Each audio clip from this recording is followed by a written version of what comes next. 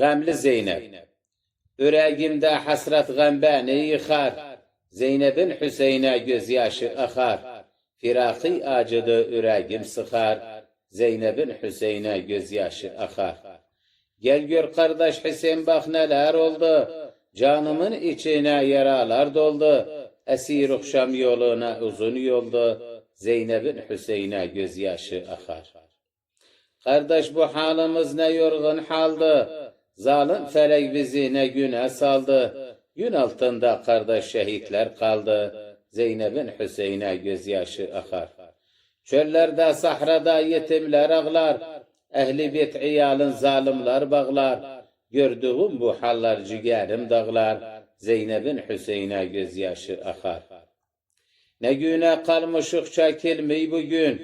Şam'a çıktık esir yollarda sürgün. Gevlimdedir hasret gam yara dügün. Zeynep'in Hüseyin'e gözyaşı akar. Halımıza gökde ağladı melek. Uşaklarım susuz yetimler helak.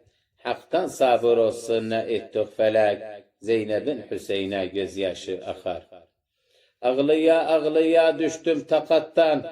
Durmazdı düzlerim gitti kıvattan. Dilim durmaz oldu can salavattan. Zeynep'in Hüseyin'e gözyaşı akar. Küfa ehli bizi zulüm eyledi. Yezid kavmi ki harici seyledi. Münafık kimseler işi böyledi. Zeynep'in Hüseyin'e gözyaşı akar. Kalmadı bir kimsem haldan yıkıldım. Can gevilden kardeş sana sıkıldım. Esir oldum gene geme takıldım. Zeynep'in Hüseyin'e gözyaşı akar. Çok sabır ettim ya Rab sabır isterim. Düştüm kara güne derindi yaram. Şehitlerim üçü soymadım karam. Zeynep'in Hüseyin'e gözyaşı akar.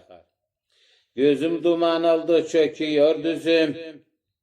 Bilmedim çevirim kime ben üzüm. Abbas'ım ağlattım Zeynep'e gözüm. Zeynep'in Hüseyin'e gözyaşı akar. Zeynep'in Hüseyin'e gözyaşı akar.